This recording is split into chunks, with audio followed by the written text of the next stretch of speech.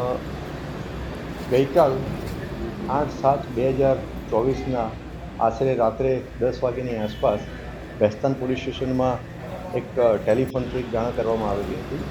કે ભાણોદરા ગામની સીમમાં ઇકલેરા તરફ એક સિંગલ પટ્ટી રોડ જાય છે. એ રોડની બાજુમાં એક ડેડ બોડી પડેલી છે અને તે લુહાણ હાલતમાં પડેલી છે. જે અનુસંધાને ભેસ્તાનની સ્થાનિક પોલીસ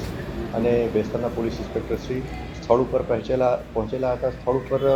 ડેડ બોડીની પ્રાથમિક તપાસ કરી તો એમાં હેડ ઇન્જરી એટલે માથાના ભાગે ઇન્જરી હોય એવું જણાઈ આવેલું. આસપાસ થોડી તપાસ કરી તો એને બીજી પણ ઇન્જરીઓ અને બ્લડ નીકળેલું હતું,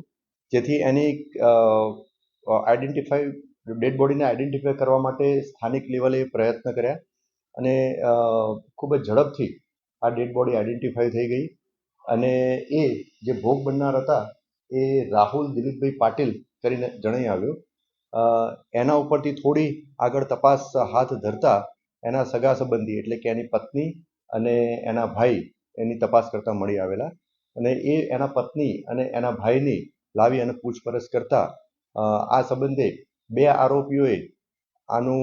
જે ભોગ બનનાર જે છે રાહુલ પાટીલ એનું મર્ડર કરેલાનું ડિસ્ક્લોઝ થતાં આ અનુસંધાને ભેસ્તાન પોલીસ સ્ટેશનમાં એક મર્ડરનો ગુનો દાખલ કરવામાં આવ્યો. આ ગુનાના જે ફરિયાદી જે છે એ ભોગ બનનાર રાહુલ પાટીલના મોટાભાઈ ગણેશભાઈ દિલીપભાઈ પાટીલ છે અને આ ગુનો દાખલ થયા બાદ ભેસ્તાન પોલીસે તાત્કાલિક તપાસ હાથ ધરી અને બંને આરોપીઓ જે છે એ મળી આવતા તેઓને લાવી અને એની પ્રાથમિક પૂછપરછ કરતા તેઓએ ગુનો કરેલાની કબૂલાત કરેલ છે, જેથી હાલમાં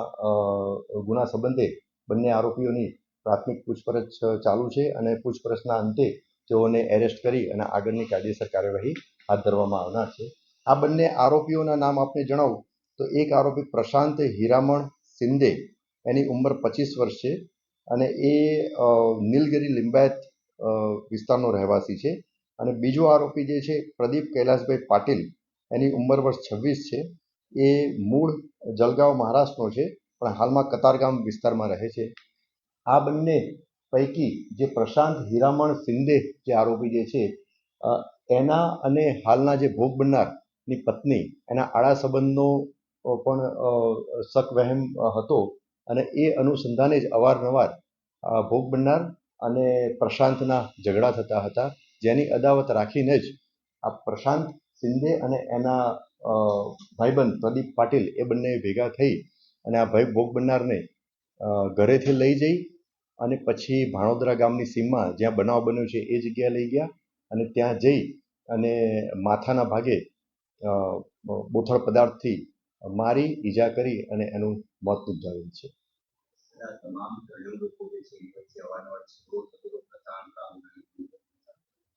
હા, એ હાલ સુધીની તપાસમાં એવું ડિસ્ક્લોઝ થયું છે કે મેં જેમ આપને કહ્યું કે રાહુલના પત્ની અને પ્રશાંત વચ્ચે આડા સંબંધ હોવાની શંકા વહેમ રાખી અને અવારનવાર પ્રશાંત અને રાહુલ અને એના પત્નીને અવારનવાર ઝઘડો થતો હતો અને આ સંબંધની આ બાબતેની પુષ્ટિ પણ આ ગુનાના ફરિયાદી એટલે કે રાહુલના બ્રધર ગણેશભાઈએ પણ આપેલી છે.